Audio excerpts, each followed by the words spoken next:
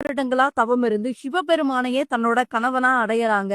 தக்ஷனோ சாம்பலை பூசிக்கொண்டு சுடுகாட்டில் தெரியும் சிவனை ஏற்காமல் தான் வளர்த்த யாகத்திற்காக சிவனையும் பார்வதியும் அழைக்காம விட்டுடுறாரு.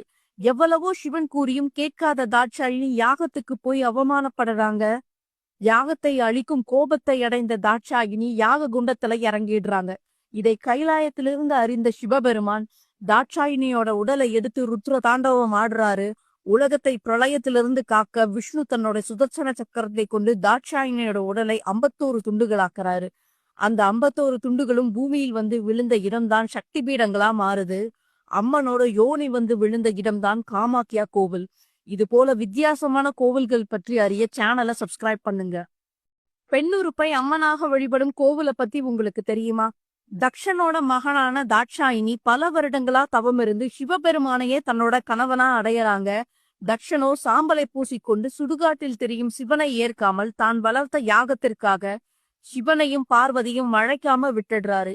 எவ்வளவோ சிவன் கூறியும் கேட்காத தாட்சாயினி யாகத்துக்கு போய் அவமானப்படுறாங்க. யாகத்தை அழிக்கும் கோபத்தை அடைந்த தாட்சாயினி யாக குண்டத்துல இறங்கிடுறாங்க. இதை